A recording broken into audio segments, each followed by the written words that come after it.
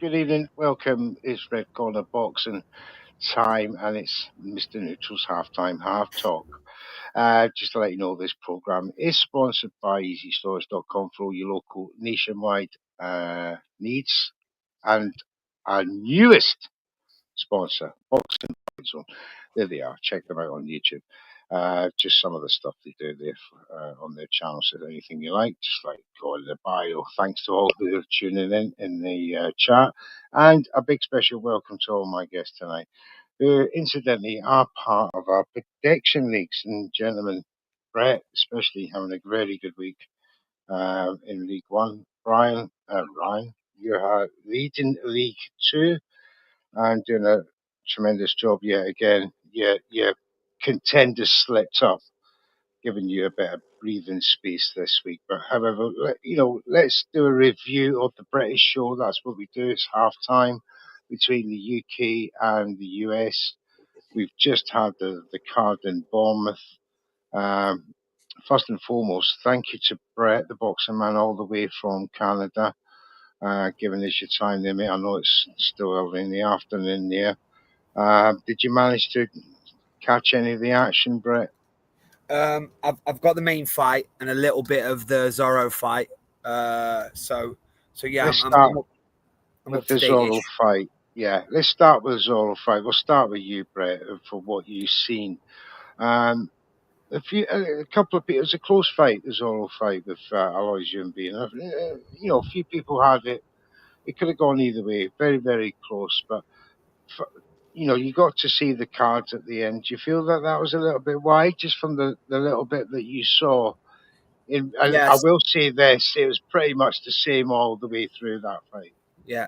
Well, mate, listen. What I'll go back to is Ben Davidson wasn't happy in the corner, and when Ben Davidson's not happy and he's not talking his fighter up, it's not as wide as what the judges gave it, basically. So judging from his reaction and the last 4 rounds that I saw, it looked like a close fight. There wasn't for me, Zorro was better on the jab, and he was commanding with the jab, and then he was trying to evade the big shot that was supposed to be coming that never came. But in terms of when you look at the two fighters on the eye, the guy that won obviously is very marketable because he can bang, and so maybe that's probably why the favourable crowd maybe went that way with the oohs and ahs whenever he did land. But yeah, can't really comment other than I'd be interested to see what you guys saw the whole fight. But I would just go back to what I said about Ben Davidson. Ben Davidson gave him a ticking off going into round 12 because I think he was giving it the Floyd easy work type thing, and Ben I seen Ben giving him the wobbly finger. So Let's stay in Canada. Bobby Sam, thanks for coming through. Samson and Chance, great YouTube site. Go and check them out, please, guys. Give them a like and subscribe. Mate, thanks. First and foremost, thanks for coming on. Oh, thank you for having me. What did you think of the judging in that fight between Ellis Zorro? Now, if you're anything like me, you look for the cleaner shots that were happening through that fight. I felt that was in Zorro's possession with the jab. Would you agree? Well, I tell you what, straight up, I'm going to be really transparent with you guys. As I was saying before, I had a lot of technical issues today with connections and stuff. Things seem to calm down now, so I'm more of a spectator here until we get to the previews. I don't feel fair. I don't want to be able to give some bad commentary or anything. So I saw it, but I didn't really see it. If that makes any sense, It certainly does. Yes. The one who was wearing the crown at the end of it. Is that right? So I'm more of a spectator at this point. So I'm just going to learn from you guys, and then I'll jump in with you when we come to the previews. Absolutely. No. But judging is shit usually. You never leave it in the hands of the judges. Yeah, this is true. We saw that last week with Pacquiao, right? Yeah, absolutely. 100%. He was wrong. And Jams, we did the watch along. You had Alois Jumbi ahead by a couple of rounds, 96-94. One of the judges actually agreed with you. For me, the other two judges were far too wide. What was the difference in your eyes between the two boxes? I just think Alois Yumbi was always the aggressor. Zorro was trying to pick shots, and yeah, he was. His jab was good, but he didn't start doing that till around the 5th, 6th round. Yumbi had already got into a commanding position, and the set in the judge's mind was already made. He was already winning the fight. So unless Zorro done something spectacularly special to change that narrative, then it's not going to change. And he didn't do that. Yeah, he had a couple of good rounds. I gave him 3 rounds in a row where he was popping the jab out, he was controlling the pace, but he didn't do anything spectacular to change the narrative. So, in my opinion, Alois Yumbi won the fight based on his start and then his finish. He just literally, it was pedestrian throughout. He didn't give anything special. He didn't look like the guy, the animal, or the great that he calls himself. He looked very basic himself, but he was too good for Zorro. I scored it 96-94. One of the judges agreed. The other two, I do believe, were a bit wide, but I can see how they got there. I can understand how they got to that decision because Zorro was just participating in very small spurts. He didn't do enough. He didn't even last a round of domination. I can't remember a round where he dominated, whereas you could see rounds where Yumbi dominated early on. So for me, that's why the fight went against him. Zorro, for future reference, needs to start quicker, finish better, and stay strong in the middle rounds. Excellent analysis, James. Thanks very much. Now, Big Ry, you were there as well. You also scored the fight to Alois Yumbi. Now, you just heard what James said. I know you're going to agree with most of that, but let me throw into your thinking that Queensberry were desperate for a big win here. Was Ellis Zorro at any point in that fight, in your mind, going to spoil the party? No. But I said during the watch along, I think the first third of the fight was Alois, was Yumbi. Second third, I think Zorro controlled it. He fought well at range, and we both agreed at the time having the watch along that he was fighting better at range. Lateral movement was better. But I think the final third, I had the fight close. I had it a draw. And then come the end of the fight, I had Alois up by 1 round. But I could rewatch that fight and give it to Alois. Give it to Zorro. Another day a draw. But I think the boxing man hit the nail on the head regarding the judging. The fighter, a lot of casuals, a lot of people want to see is a come forward, aggressive fighter. And Alois, he's a more marketable guy. And I did give him the fight by 1 round, but I don't know. I could watch it back and disagree with myself. He looks the part, doesn't he, right? He looks the part, and then the crown at the end. Like Queensberry have got. Obviously, I'm not saying Queensberry have had any hand in the judging, but they want him to go on so they can market him. He's a personality. That's why I agree. It's because two of those scorecards were far too wide. They were far too wide. And because one judge only one judge gave Alois 2 rounds. And a 10-10 in another round. So I thought that was incredibly harsh against Zorro for that. So I had this, as soon as I seen those scorecards, I had this, sense that he was going to win no matter what, sort of thing.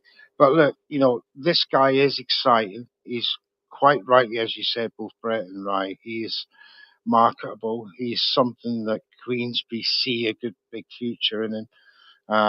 But he'll have to box a little bit clever for me next time because there's better boxers out there than Ellis Zorro who will take him to task.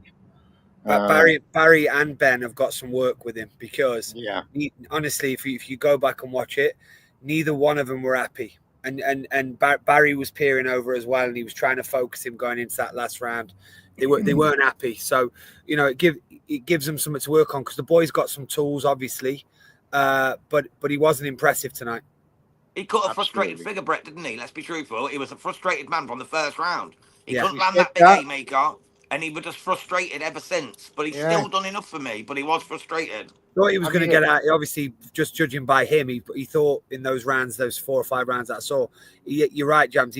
I come on the back end of it where he must have been frustrated early on because he threw him to the ground. He threw him to the ground in round 4. Yeah, he done a German suplex in round. Was it round 2 or 3?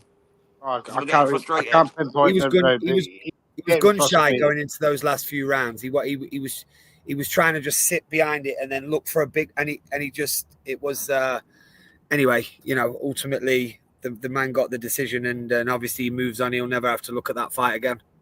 Yeah. Oh, a potential banana skin that was there tonight. As I start, thinking to myself, watching that, what should have been a routine win turned into a bit of a slog. Right now, let's move on from that to the main event, and we witnessed Ryan Garner retaining his belts and adding the WBA Intercontinental while he was at it with his victory over Reece Bellotti.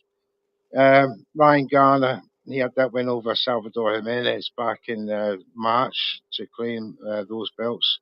And Reece Bellotti, he had a great win retiring Michael Gomez Jr., who I thought was a very under par Michael Gomez Jr. that day. But let's talk about Reece Bellotti's chin for a minute. We know we don't like to see boxers take too much punishment. Do you think now, on hindsight, Rye, after watching the end again, that the referee made the correct decision? I think so. I mean, at the time, I thought maybe a bit, but he was soundly beat the entire fight, and even if he was dropped there and having the count, he's going to get up and have repercussions. So I think it was the right decision, actually, for the health of the fighter going forward. Yeah, I was counting the punches, at the very end there, and it was 7 clean without return. And I think the referee, he was 2 punches away from being flat out. But Brett, as much as you did see the main event, Ryan Garner, he's one of them boxers you can't help but be impressed with. I mean, I'm to be honest with you, this is, as Bobby said, that I haven't seen too much of this fighter. I haven't really followed him. Being over here, sometimes you miss him, right? And I was impressed. What I was impressed about was, I love the fact that he's going to be able to build a massive fan base, because you want to see these fighters get paid, don't you?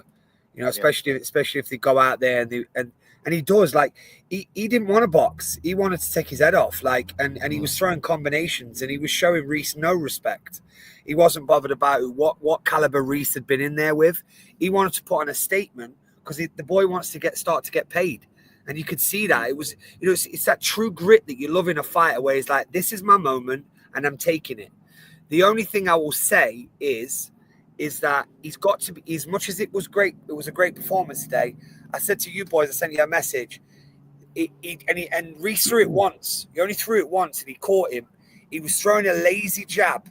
He was throwing his jab lazy, and Reece finally decided to throw one over the top, and it stumbled him just a little bit. But at that point, Reece didn't have too much in the tank. But he's going to have to be careful that there's moments where some fighters will turn his lights out because he likes to fight fire with fire. But in terms of him getting him out of there, I mean, obviously, I know Rai, just listening to you on the commentary there, you obviously got, sorry to be disrespectful if you've gone very high level, but I know you've got a fighting background. But to say that in Reece's defense, like, he's 2 minutes away from lasting the full 12 rounds. As a fighter, you have to save him from themselves, don't you? But he would have wanted to see where those 2 or 3 punches were coming. Could he have tucked up? Could he have rolled him on the ropes? Yeah. Could he have held him? Yeah. But that being said, as we can see it, it was a great stoppage. I mean, I said halfway through the fight, I can see the corner chucking the towel in. I thought that too, mate. Pride. I was looking for that. When he got hit with that shot that stumbled him, I was like, all right, where's the towel? And then fair enough, the referee had a look, the towel didn't come. And then then Garner was coming over intentful, and he was like, nah, he's going to clean him out here. Boom. And stopped it. So, referees get quite a lot of stick. But in terms of tonight, as a fight from a fighting background myself, I would have wanted to see what that punch was. But as in terms of what we can see, the referee did a great job. Yeah. Sam, I know you didn't get to see much. Did you actually catch any of that fight at all? I did. And I mean, everything you guys are saying is basically what I basically saw. The one thing I will say, to the boxing man. The man wants to make money. I completely agree. Southampton Football Club should sponsor him, man, because he was wearing the jersey on his pants, right? Like that's the one thing that I noticed right off the bat. So for me, I notice really small, obscure things when I watch fights. I mean, we all know what we're looking for, but those are those little details, those fine little details that I pick out. So if I can contribute anything to this conversation, I love the shorts. I'll leave it at that. Well, that's his Yeah, dream as actually, well, mate. His dream is to fight at St Mary's. That's his absolute yeah. goal in boxing. He wants to fight at St Mary's in front of a sellout crowd, and I believe he'll get there, mate. I've watched Ryan Garner most of his fights since he started. He's a very impressive individual. He's always in the gym. He's absolutely on it, and he literally just doesn't hold back. And I've seen him put Artie Sharp absolutely in his place. And Artie Sharp was one of my favourites. He's a very good fighter, and he bossed him, mate. That was the fight before his last one. And I knew he was going to come in here and do a job on Reece Bellotti. People wouldn't believe, man. Everyone was like, oh, Bomber Bellotti's too strong. He'll knock him out. He's got this, that, the other. Nah, man, come on. Garner's got the business about him, mate, and he showed it. 14 out of the 15 league predictions. We've got Ashley joining us, the champ. Flash Big up, all the way from Barley. How are you, sir? Tired of just waking up, lads. Oh, bless you, man. Well, thank you for coming through, mate. We really appreciate it. It's great to see you, man. And loving your book, mate. I'm a few pages in. It's fantastic. Yeah, thank you. There's not often that refreshing honesty goes into an autobiography, mate, and I can tell already you've left it all out there.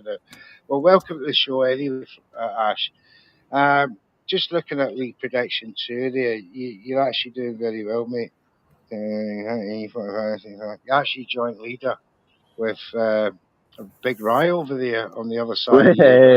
Yeah, but killing it, mate. You had 40 points after the first 3 fights, Ash. You did, mate. You got the 2 knockouts and the 10 points for the win. You were killing it, mate. Extremely well.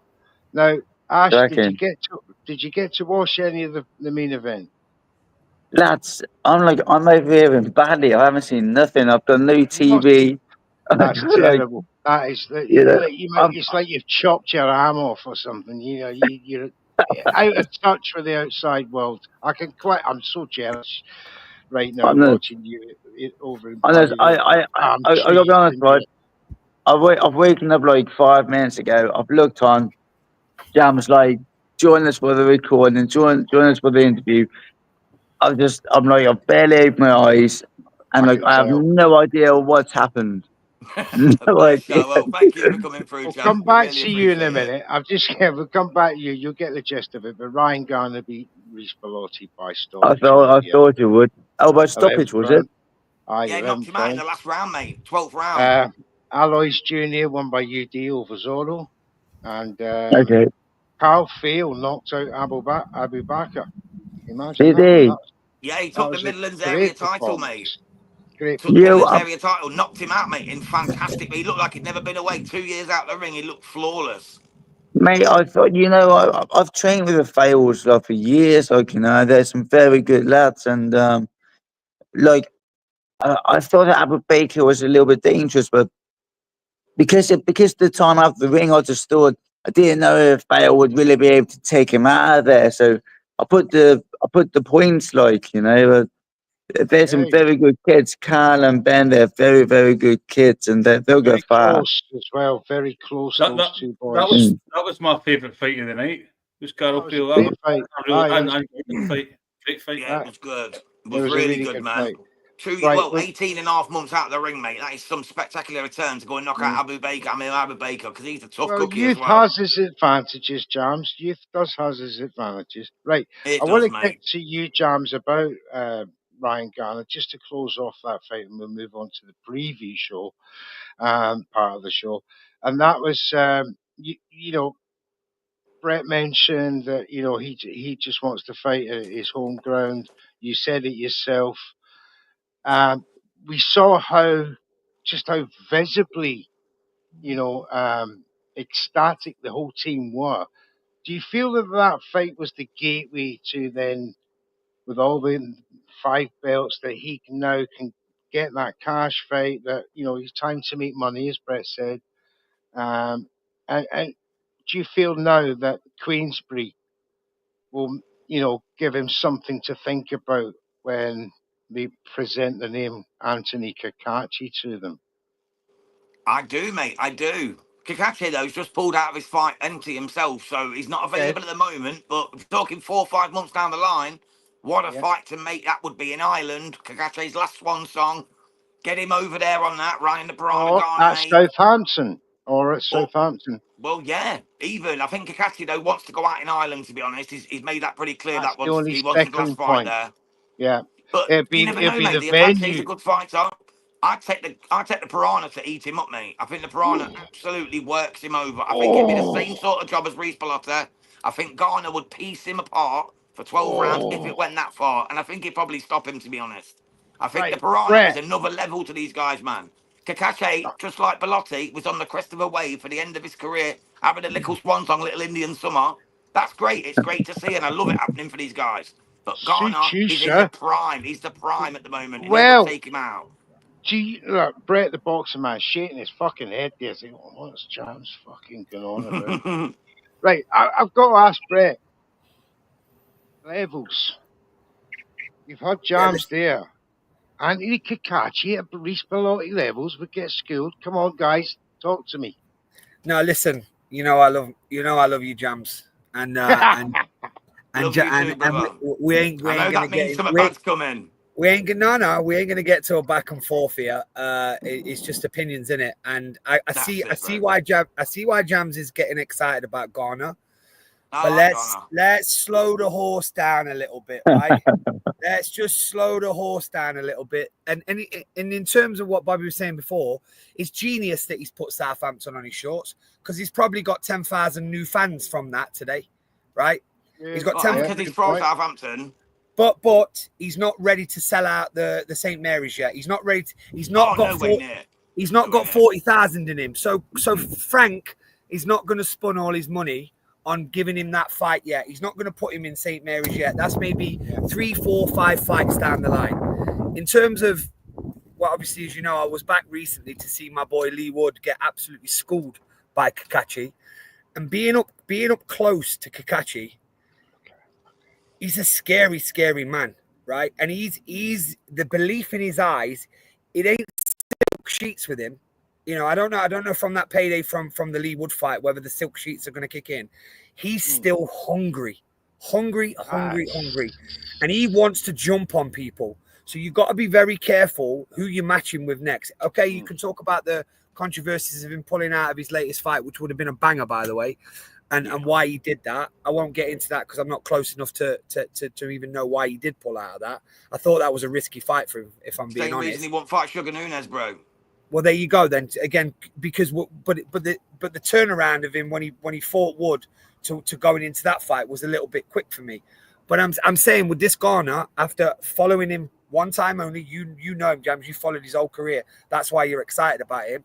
All I'm saying from what I saw tonight, very, very impressed. There is flaws in his game, and if you're not careful and you put him in with a hungry Kakashi, you could thwart that, and you might not want to do that. Yeah, but you can look at it from the other way around as well, though, bro. I get exactly what you're saying, bro, and I agree with you to an extent, definitely. Because, like, he did, like you said, with a lazy jab. You do that in a big fight against Kakashi, you're going to get clapped. But at the same time, you've got to look at the age difference. It's just like Bellotti again. I know, obviously, I'm not saying Kakashi and Bellotti are on the same level because they're not. But remember, Kakashi was a journeyman not too long back. Kakashi was the guy getting bombed out, getting weak, like getting worked over. Once. You know what I mean? Right. Yeah. I want to bring in loads of fights where he's not been the top guy. What I'm saying, he's not always been the A side. He's been the B side for years. Now he's the A side. Doesn't mean he's going to stay the A side. Do you know what I mean? Piranha's the young man coming through, the young buck, the fresh meat, and he's up for it, man. I'm telling you now, I'd take Garner over him over Kakashi all day long. I really would. I agree with you, Jam. Well, I was just going to bring in Flash Ashley because obviously he's from Portsmouth. He doesn't want to talk good things about the scummers over there in Southampton. So, Flash Ash, you've now woken up. I hope you've had some barley coffee, to help you along your way. Tell me what you think about what Jams is saying. I think Jams is right, to be fair. I mean, Kakashi is on the end of his career. He's having a nice bit of limelight. He's kind of reached his peak, his pinnacle. And I mean, he's got some great momentum, and he could be Piranha Garner.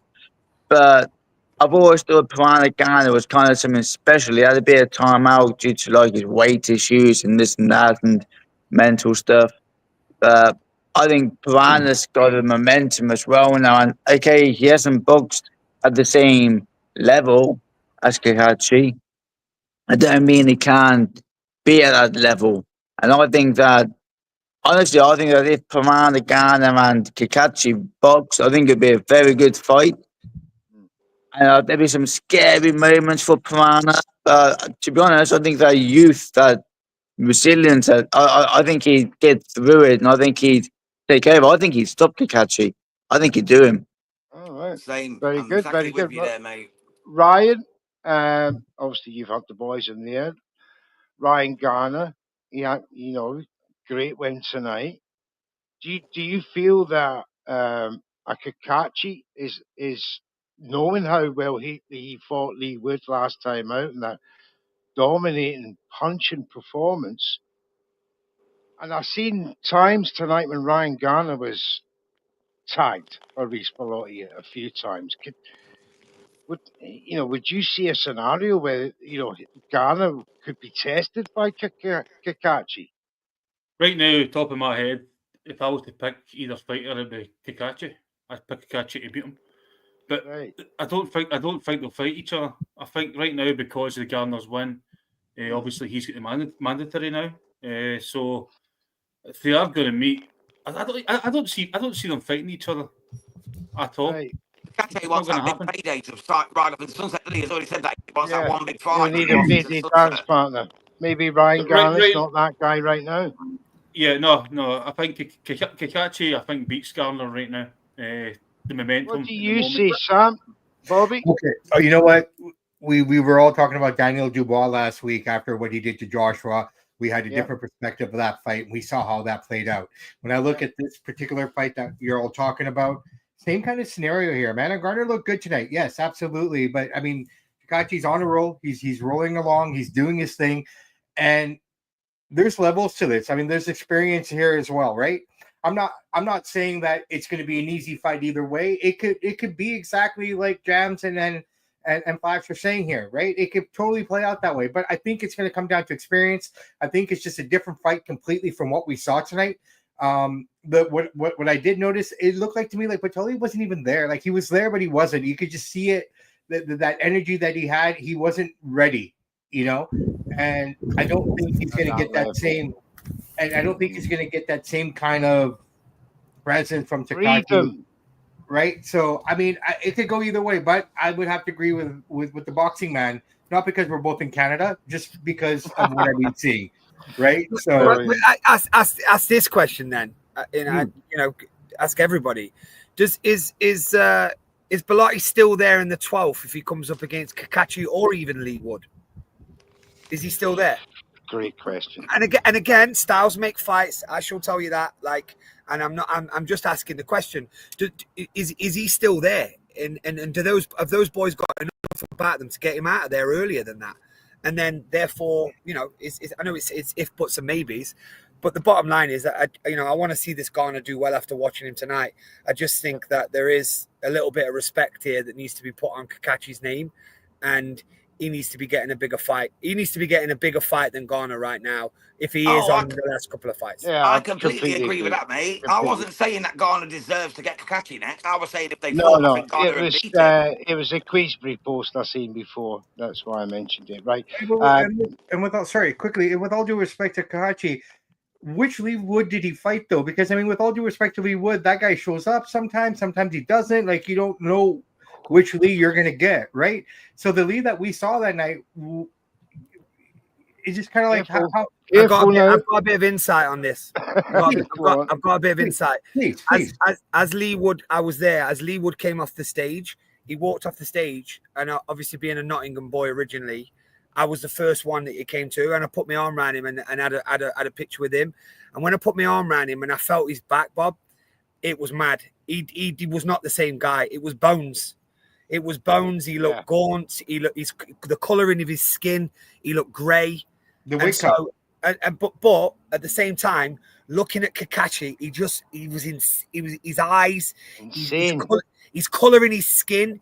he was ready to go right there at the weigh-in at the same time. So as much, I'm not going to fanboy the Lee Wood thing off because he is my boy, but he didn't look right. But on the flip side, Kakachi looked like he could carry on fighting for the next 5 years.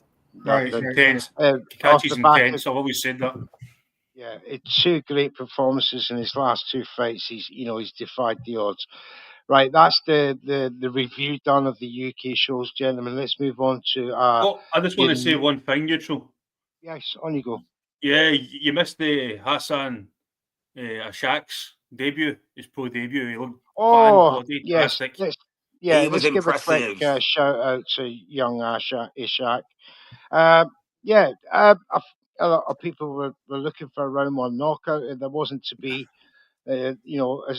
To knock a Mexican out in the first round is asking a bit too much, but he got it done by the 3rd round. What I saw guy was had never been patient, accurate never been boxer. Stopped.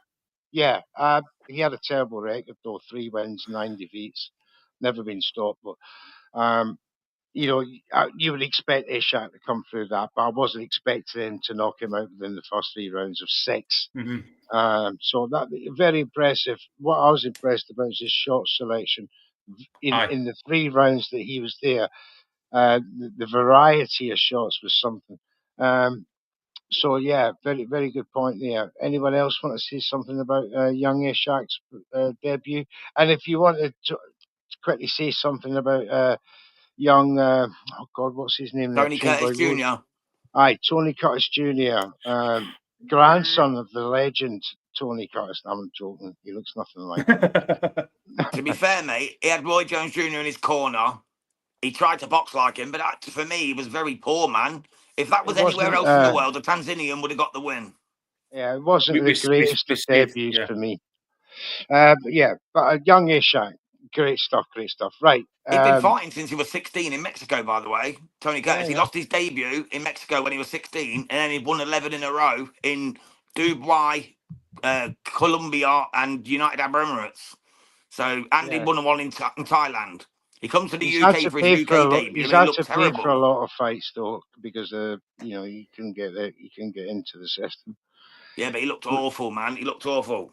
The 12-year-old girl who was supposed to be making a debut in Mexico tonight, WBO pulled the fight at the last minute. Thank God for that. No 12-year-old should be in the ring professionally. Right. She was fighting a 37-year-old woman, by the way. All right, I didn't know that. It got pulled. Yeah, it got pulled, mate. WBO president, what's his name? Not Mauricio Sullivan. That's WBC. Louis Oliveira. Yeah, Oliveira. That's it. Yeah, he pulled it at the last minute. He phoned the promoter directly, and the girl's dad started giving him death threats. Oh well, because he pulled the fight. He won't be around boxing much longer. Right. Let's move on to the preview of the American cards. Let's start with the ladies. We're going to start with obviously Claressa Shields and Lani Daniels. Obviously, a lot of people in the prediction league. All of League One have gone for Shields, and all of League Two has. It's just by what method that we think that Lani is going to suffer her demise in this fight. But the more I go on and think about this, the more Lani Daniels' chances are starting to grow on me. Watching a highlight and some reels of her work, there's instances there where she can pose problems. Does anyone else agree with me? We'll start with you, Bobby. Sorry, James. Sorry, mate. I was just going to say I completely agree with you. Lani Daniels is already a world champion. She's a proud Maori from New Zealand. She's the first ever Maori champion. She's the first ever female heavyweight champion from New Zealand. Yep. She's got it all to lose, and she was the light heavyweight champion in the IBF. She ain't nobody's mug, mate. Just because nobody knows her does not mean she's not good. But we're talking about the quote here. Even though she looked a state on the scales, did you see the state of Claressa on the scales? Shit hanging out, bum hanging out. She looked a right mess. She looks like she ain't even tried, mate. Her and Papoose have been on holiday, just smoking up, drinking up. She ain't done shit training for this fight. So let's hope Lani Daniels catches her slipping, mate, and shuts her gob up once and for all. Now I sense a Claressa Shields hater in Jams right now. No, I'm a big Wout fan. I'm a big Wout fan. She looked terrible on the scales. She had flat banging off her. But Flash Ashley in the Manchester Street Racers drag race. fuck's sake, Jack. Seriously, mate.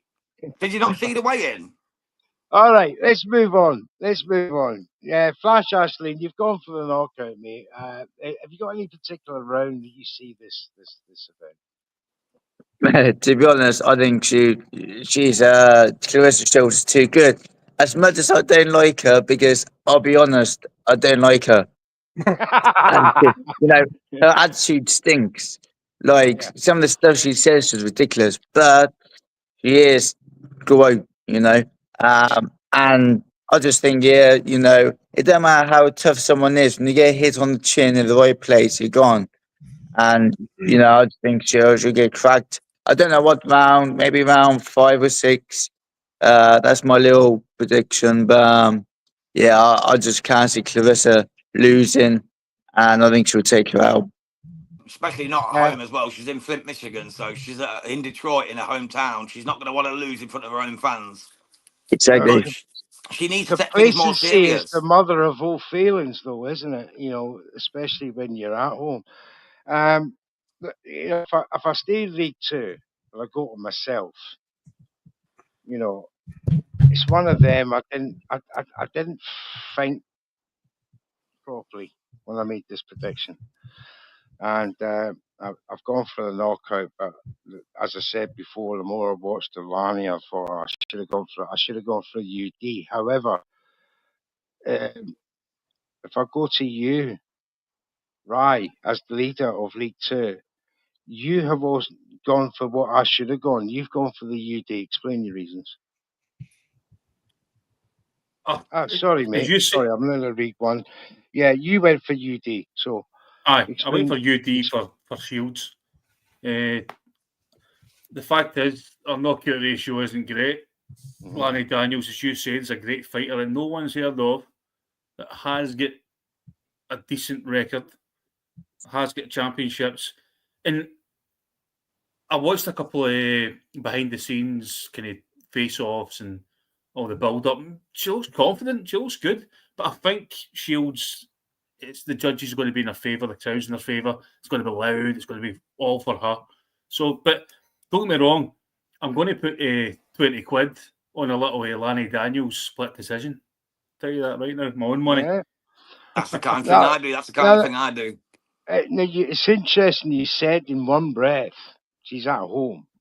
She's going to get, she's going to have the crowd. And then you said she'd nick it on points if it went the distance.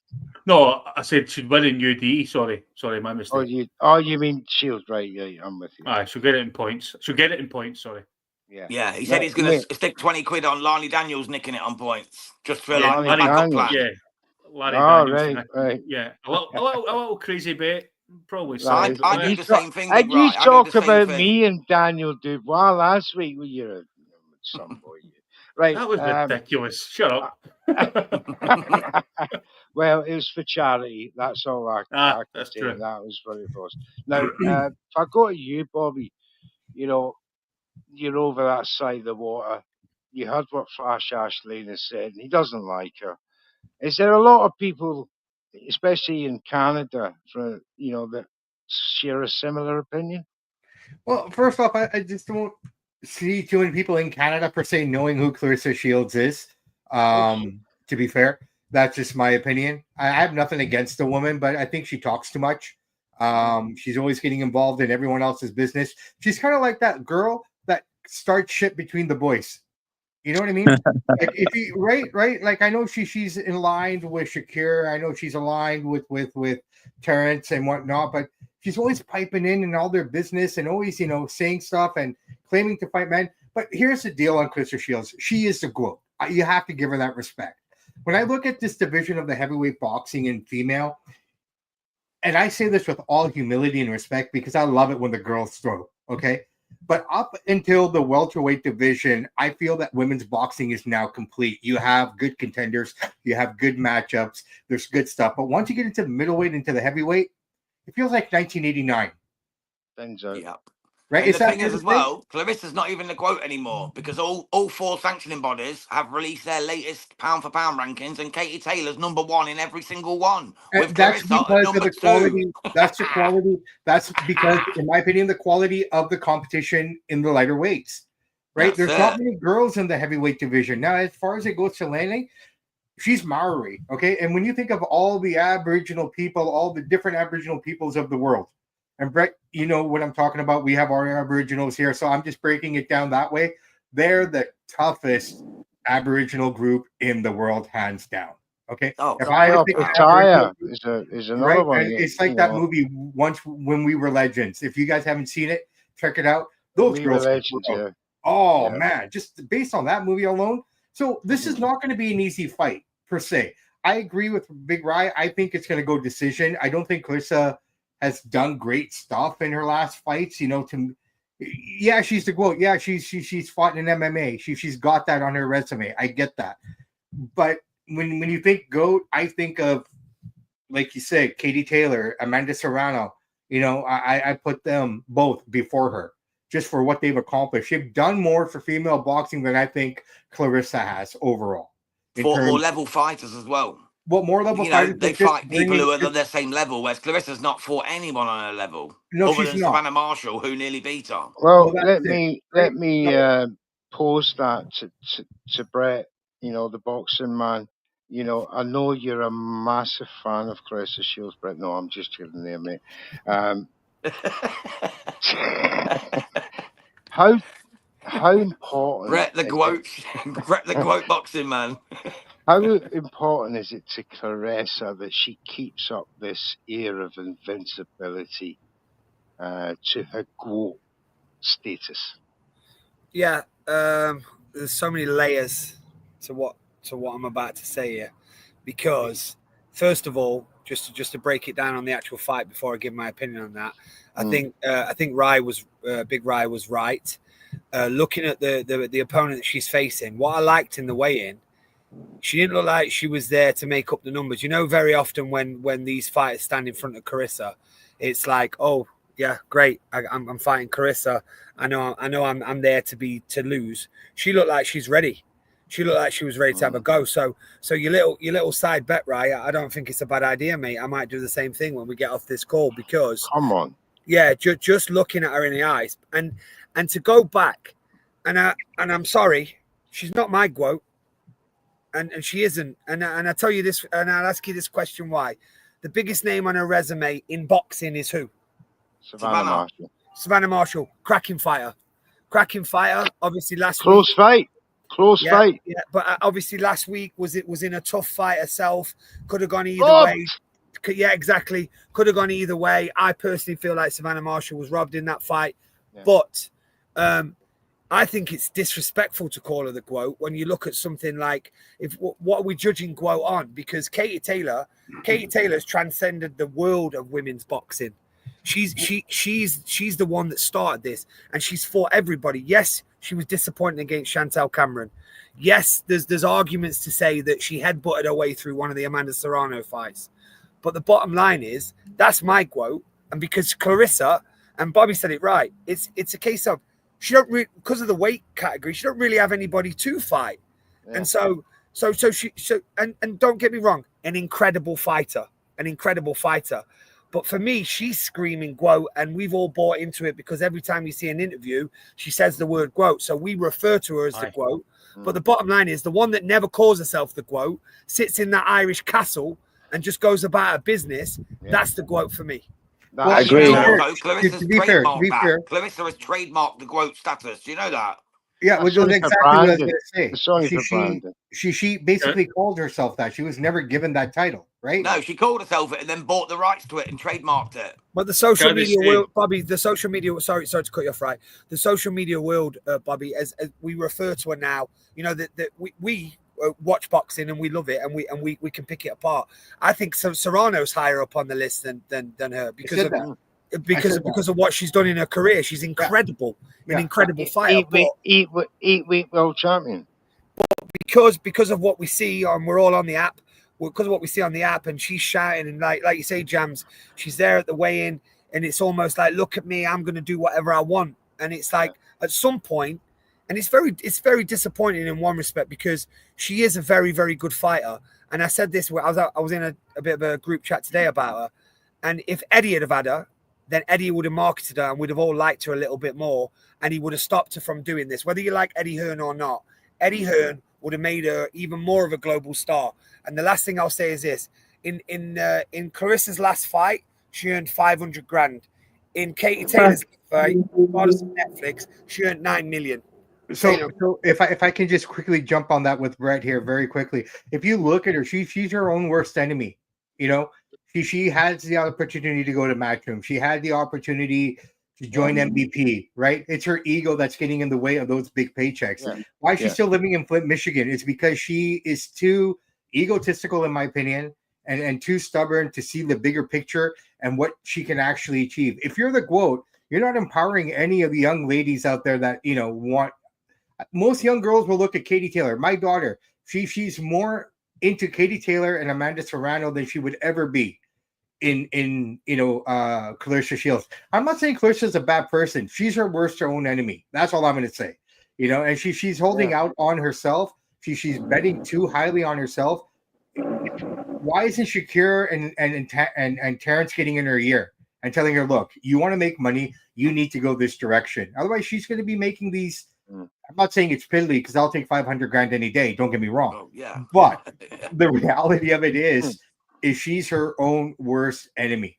Yeah. Honestly. That's why she needs a promotion. The only one who'll take it. I was just going to say, working for a yes man like Dimitri. Now, if you watch it tonight, you'll see the production level.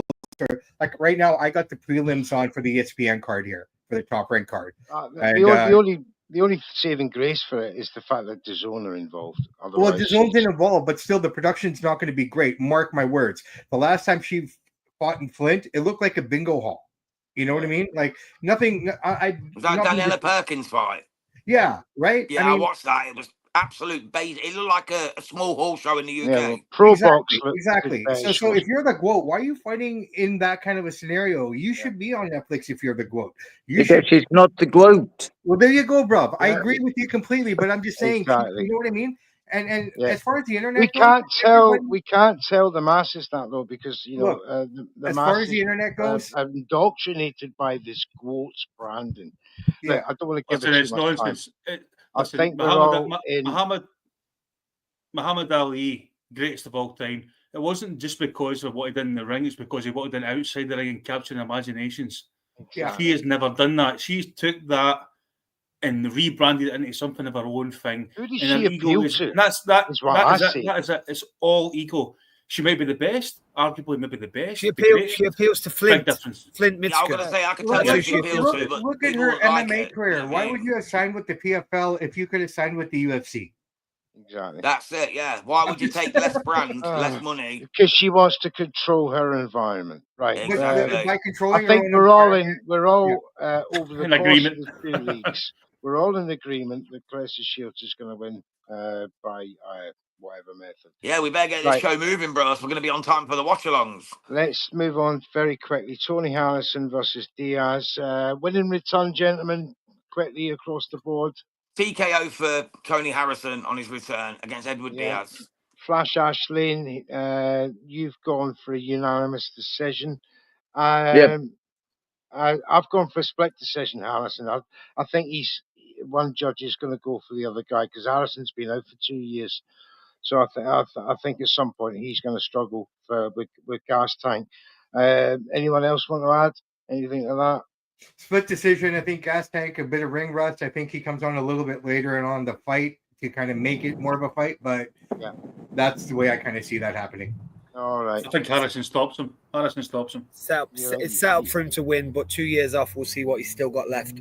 Exactly. Yeah, the guy he's fighting, Edward Diaz, has already lost 6, been stopped 5 times, hasn't he? So maybe it's a setup. Right, moving on. And it's to the Shisha Carrington card. He's up against what's his name now? Matthias Hayter, Namibian, 14 wins, 9 inside the distance. He's unbeaten, and he was last out in December with a UD win.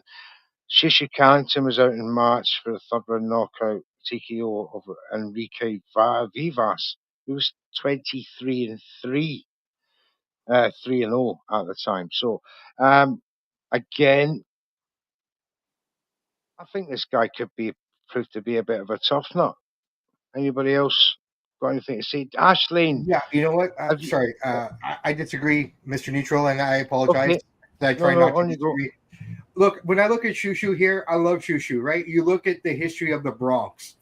And I was talking about his opponent, Hater.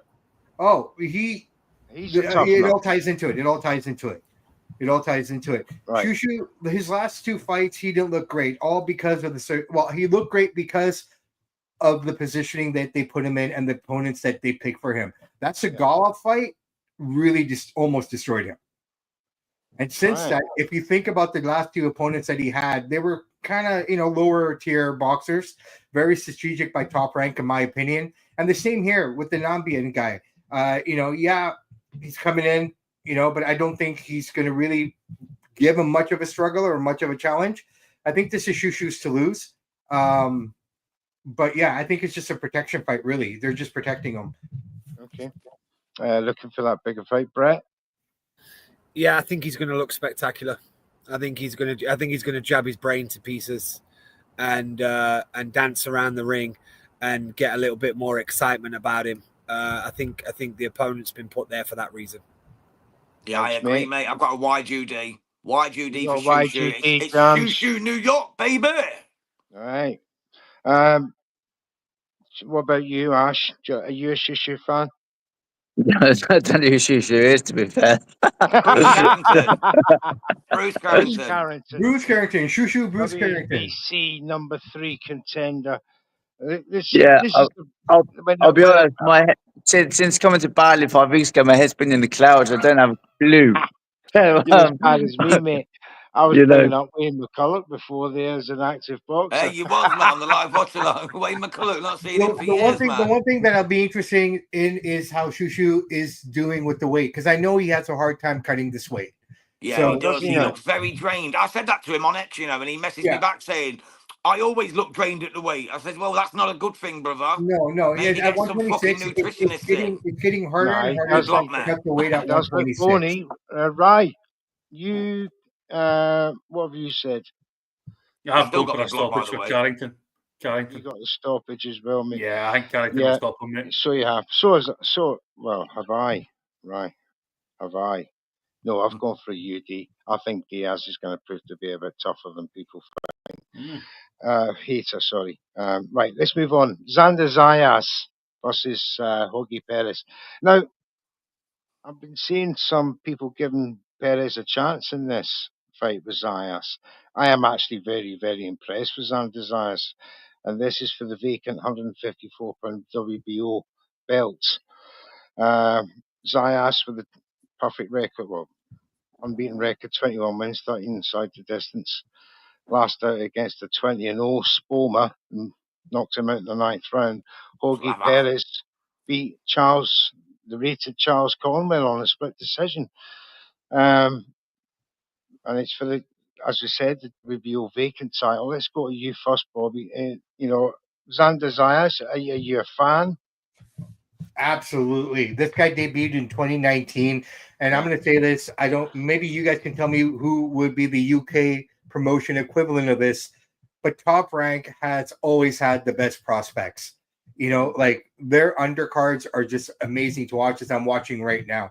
If you guys get your Queensbury is the same, right? And I kind of saw that today with the card as well, because a lot of that talent were all prospects, right? Debuts and prospects. Same thing with these guys.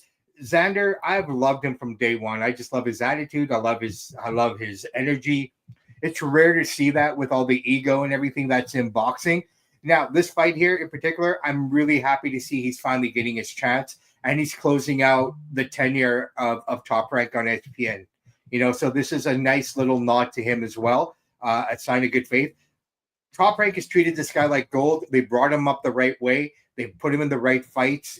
Some of these fights easy, absolutely. But what do you expect? Every fighter's going to go through that, right? This is going to be a toughest challenge, right? I think Xander wins this, yes.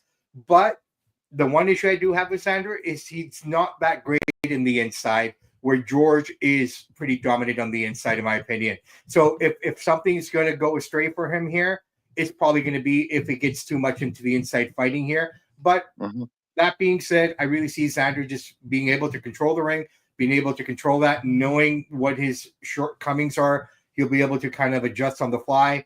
It should be a good fight. I give it to Xander, probably ref stoppage in 10. I've got Zayes by UD myself. I love went Xander for Zayes. UD. He looks like a different person, though, doesn't he? To his debut back in, was it 2019? 2019. On the Top Rank show? Yeah. He literally looks like a different guy. Oh, He's all grown. slim now with a mustache. He looks like honestly, if you put a picture of him on his debut against now, you wouldn't even know it's the same bloke. He looks in tremendous shape, and I think he's going to put on a show tonight. And I think you guys can all attest to this. When you actually get to follow a fighter from day one and to see him finally fight for his championship, you're just naturally a fan, right? Like I'm a Xander fan just because I followed him from day one. I don't know the man. I've not met the man. I've not spoken to the man, but I would stand in his corner if he asked me. You admire the man's work. I get that. Now, somebody who does not admire the man's work is Flash Ash Lane.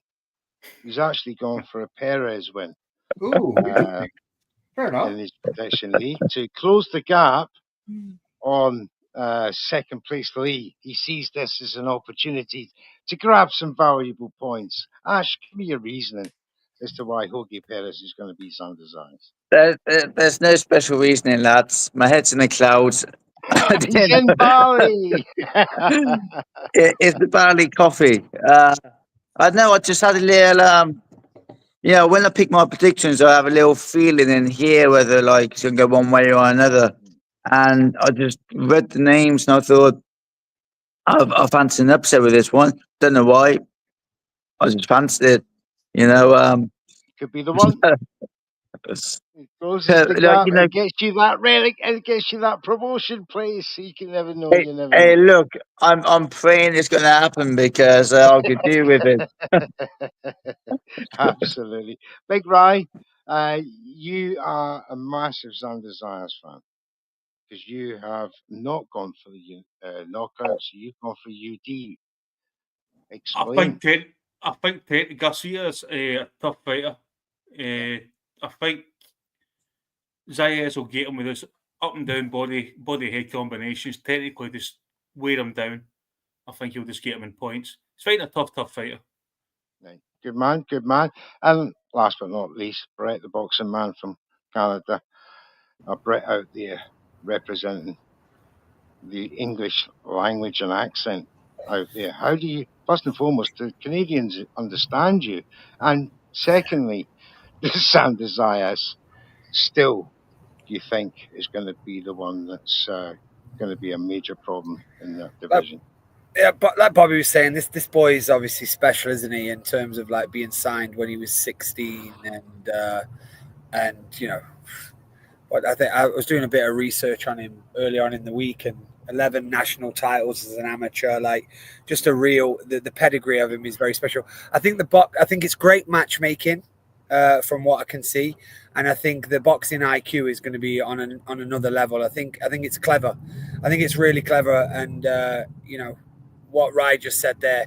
It's going to be up and down. It's going to be turn the corner. It's just going to be a bit of a clinic, and I see it being Zayes coming out on top for sure. Thank you, Brett. We've got the commissioner's joined us. Ray Trilogy. Big up, Ray. How are you, sir? You're on mute there, pal. You okay? Much love, gentlemen. How y'all doing? Very well, my man. Yeah. Very well. Yes. Peace and blessings to you, my man.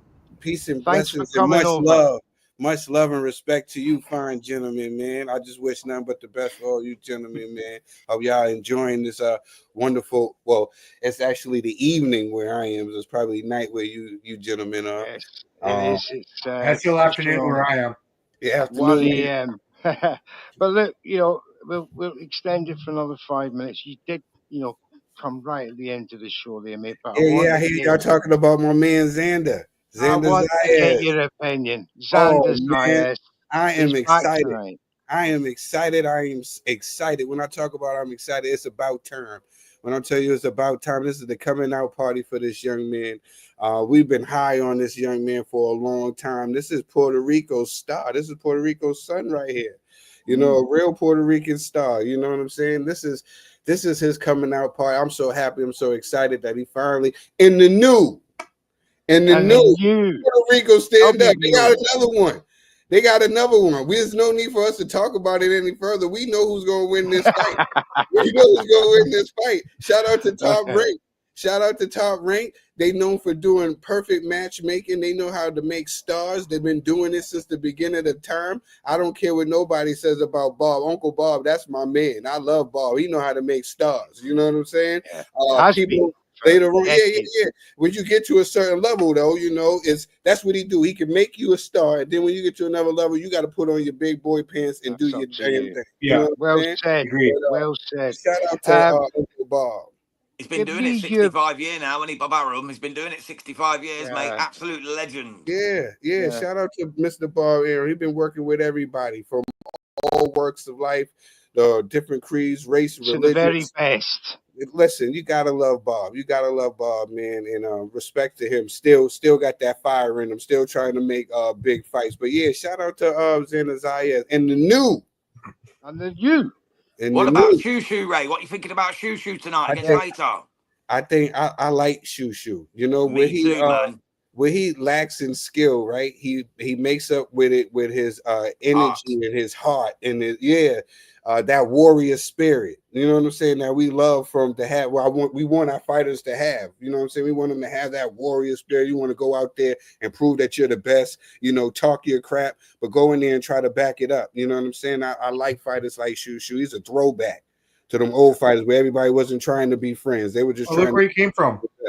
Exactly. Well, yeah, definitely. Right. And if you think about it, think Tyson came from there. He opened the door for Zab, and then that opened the door for Hutchinson, and it opened the door for Shushu. Yeah, and he has that mentality too. He has that mentality. You'd agree this is a banana skin. He cannot afford to slip up tonight, you know, because he's been talking of big things. He wants Nick Ball. He wants a title fight. He can't afford to slip up tonight. So just give me your prediction, please, Joe Dollar Bill. I'm going with Shushu. Like the thing with Shushu that I think we gotta admire with him, he might not be able to beat the elite guys when he get there, but he's gonna be one of those guys that we love to see him fight. You know what I'm talking about? Like one of those guys that he always gives it 100%. Even if he might comes up short, at least he's willing to go in there with the best guys to prove himself. But I definitely think that he gets past this test tonight. Shushu character, I think he gets past this test tonight. I think it's going to be a wonderful fight as well.